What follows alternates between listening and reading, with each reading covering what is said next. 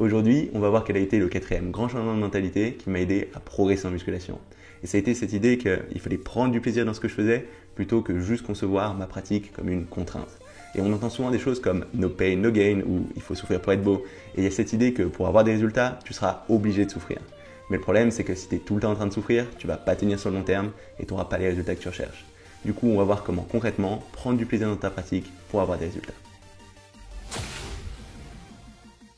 Salut, ici Nico et aujourd'hui je vais te parler du quatrième grand changement de mentalité qui m'a aidé à progresser en musculation. Et ça a été cette idée qu'il fallait prendre du plaisir dans ma pratique plutôt que juste la concevoir comme une contrainte.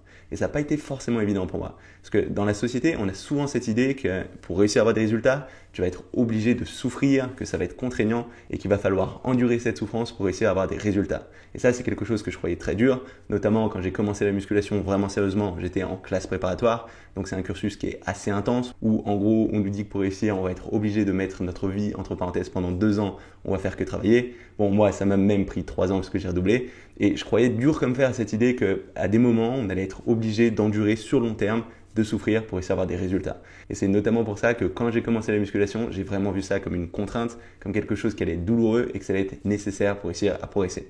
Mais le problème, c'est que quand c'est trop douloureux, sur le long terme, tu n'arriveras pas à tenir. Et moi, typiquement, c'était le cas au niveau de la nutrition. Quand j'ai fait ma première sèche, j'avais tout le temps faim, j'ai eu des résultats, mais au bout d'un moment, j'ai fini par craquer. J'ai repris du gras, même plus de gras que ce que j'avais avant, et j'avais en plus perdu du muscle au passage, donc c'était pas idéal. C'était vrai aussi au niveau de l'entraînement. Du coup, je voulais en faire toujours plus, avoir plus de sensations. Je voulais vraiment me cramer, avoir un maximum de courbatures. Mais comme j'en ai déjà parlé, le problème de tout ça, c'est que ça va être négatif d'un point de vue récupération, qu'au bout d'un moment, tu vas stagner, et c'est ce qui m'est arrivé. Du coup, non seulement en ayant cette approche de douleur et de contrainte, cette pratique de la musculation, elle est devenue de moins en moins attrayante. J'avais envie de moins en moins de m'entraîner, mais en plus, j'avais pas de résultats, c'était contre-productif. Alors que maintenant, avec le recul, je me rends compte que tous les bodybuilders de haut niveau, ils prennent beaucoup de plaisir dans ce qu'ils font et ils ont tendance à pas le considérer trop comme une contrainte. Alors, ça va pas être toujours rose, il va y avoir des moments où ils vont souffrir, ils vont devoir endurer, mais la majorité du temps, ils arrivent à trouver du plaisir dans ce qu'ils font, même dans des choses assez douloureuses. Parce que sinon, ils n'arriveraient pas à le tenir sur le long terme. Et c'est quelque chose que tu vas retrouver dans à peu près tous les domaines. C'est pas vrai que en muscu. C'est cette idée que si tu fais quelque chose que tu détestes, tu vas pas réussir à le tenir correctement sur le long terme, ou sinon tu vas devenir misérable et c'est pas quelque chose qu'on souhaite. Donc ça, c'est vrai aussi en musculation et ce sera important que tu prennes du plaisir dans ce que tu fais.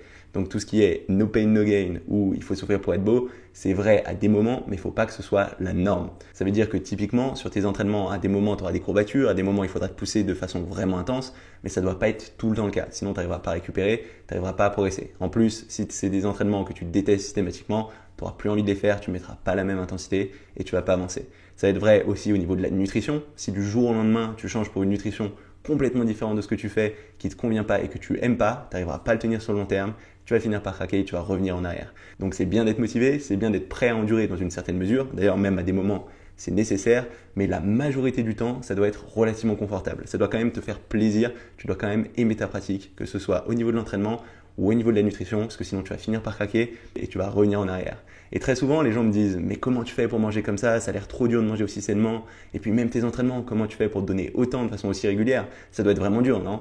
Et la réponse c'est non, c'est pas dur parce que j'ai pris l'habitude de le faire, c'est des choses dans lesquelles je prends beaucoup de plaisir et surtout ça s'est fait petit à petit. Et ça c'est vraiment le point clé, c'est de prendre du plaisir dans ta pratique et ensuite petit à petit de l'améliorer, mais toujours en étant à la limite où quand même tu arrives à te faire plaisir pour réussir petit à petit à évoluer vers des choses de plus en plus optimales. Mais si tu commences avec des choses trop dures qui ne te font pas du tout plaisir et que tu souffres de façon systématique, tu vas pas tenir longtemps. Donc il y a vraiment une idée de progression avec toujours un minimum de plaisir dans ce que tu fais. À des moments, ce sera nécessaire d'encaisser la douleur et d'endurer, mais ça ne doit pas être la norme, tu dois quand même prendre du plaisir dans tout ça. Et pour donner un exemple un peu concret, moi quand j'ai commencé la musculation, je détestais travailler les jambes. Et d'ailleurs je les faisais pas, j'ai peut-être mis 2-3 ans à commencer à faire les jambes sérieusement, parce que ça me faisait trop mal et du coup je me trouvais plein d'excuses autour, notamment je courais pas mal, je me disais je cours déjà pas mal, j'ai déjà les jambes un peu musclées, j'ai pas besoin de ça, alors que dans les faits courir ça va pas vraiment te muscler. Et concrètement, quand j'ai commencé à progresser, je me suis rendu compte que ne pas travailler les jambes, c'était un vrai frein à ma progression. Donc je me suis mis à les travailler petit à petit, c'était pas agréable au début, mais au fur et à mesure que j'étais à l'aise plus sur la technique, notamment sur mes squats, j'ai réussi à faire les choses de mieux en mieux, j'ai mis de plus en plus lourd, j'ai commencé à apprécier les sensations, même à apprécier la douleur à un certain niveau, alors que je suis quelqu'un de très douillet à la base, et j'ai réussi comme ça à évoluer vers des séances de plus en plus complètes, de plus en plus efficaces et de plus en plus intenses. Et aujourd'hui, mes séances jambes, elles font partie de mes séances préférées. Le squat, c'est l'exercice que je fais peut-être le plus fréquemment, que j'aime le plus. Donc j'ai vraiment évolué, mais ça s'est fait progressivement. Donc même si au début, c'était pas optimal de ne pas faire les jambes, ce qui était important, c'était quand même d'avoir une pratique régulière, d'avoir quelque chose qui me plaît et de tenir cette régularité. Et toujours en prenant du plaisir dans mes séances, j'ai réussi à évoluer petit à petit vers des entraînements de plus en plus efficaces. Donc qu'est-ce qu'il faut retenir de tout ça? Pas qu'il ne faut pas travailler les jambes, au contraire, je te conseille vraiment de le faire. Si c'était à refaire, je le ferais dès le début, j'aurais progressé beaucoup plus vite. Mais plutôt cette idée que les choses qui sont pas naturelles pour toi, que tu détestes faire, dans un premier temps, c'est pas là-dessus qu'il faut se concentrer. Il faut juste prendre du plaisir dans ta pratique, être régulier et ça va venir petit à petit. Alors concrètement, toi, qu'est-ce que tu vas pouvoir mettre en place au niveau de l'entraînement, au niveau de la nutrition? Je pense que la première chose importante, ce sera d'avoir un entraînement avec des exercices qui te font plaisir. Ça veut dire que par exemple, je reçois souvent des mails de personnes qui me demandent s'ils sont obligés de changer vers un full body, parce que pour un débutant, c'est quelque chose que je conseille, mais ma réponse, elle ne sera pas systématiquement oui. Parce que si ces personnes, elles ont des programmes qui leur plaisent vraiment et qui leur donnent une progression, il n'y a pas de raison de changer. Tant que tu progresses, tu peux garder le même programme, surtout si c'est un programme qui te plaît, tu n'as pas de raison de changer vers un programme qui te plaît moins si tu as des résultats. Donc ça sera le premier point, avoir un programme qui te plaît, c'est vraiment important. Ensuite, au niveau de la nutrition, ce qui sera vraiment important, c'est d'avoir une diète que tu peux tenir sur le long terme. Donc ça veut dire quoi? Ça veut dire ne jamais avoir faim, parce que tu n'arriveras pas à lutter contre la faim sur le long terme, c'est même contre-productif pour réussir à perdre du gras. Et ensuite, ne pas essayer de changer ta diète du jour au lendemain. C'est important d'être progressif, d'introduire petit à petit des meilleurs aliments, d'essayer de sortir ceux qui sont moins bons pour évoluer progressivement vers une diète plus saine. Mais il n'y a que en faisant ça progressivement que tu arriveras à le tenir sur le long terme. Donc par exemple, ce que je conseille souvent de faire, c'est d'augmenter petit à petit la quantité de protéines, augmenter aussi un peu les lipides, ce qui va t'aider à avoir un fort effet de satiété, tu n'auras jamais faim, et derrière, tu vas pouvoir diminuer progressivement les glucides qui sont souvent assez problématiques chez la plupart des pratiquants. Donc l'idée, c'est de faire les choses progressivement, d'avoir toujours une pratique qui te plaît, parce qu'il n'y a que comme ça que tu seras régulier et que tu arriveras à progresser sur le long terme.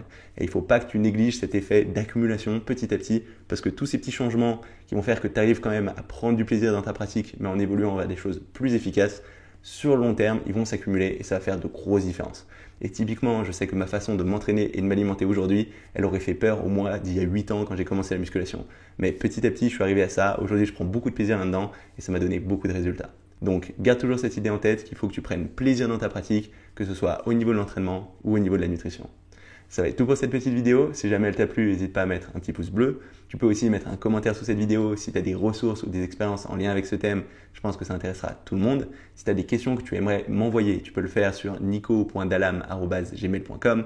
Par contre, je reçois beaucoup de mails, donc essaye de rester concis. Et si tu n'es pas encore inscrit à ma chaîne YouTube, n'hésite pas à le faire maintenant. Comme ça, tu sauras quand je sors mes nouvelles vidéos, notamment quand sortira la dernière vidéo de cette mini-série avec le 5e changement de mentalité qui m'a aidé à progresser en musculation et toutes les vidéos que je sortirai ensuite, semaine après semaine. C'est tout pour cette vidéo et on se retrouve très rapidement. Salut!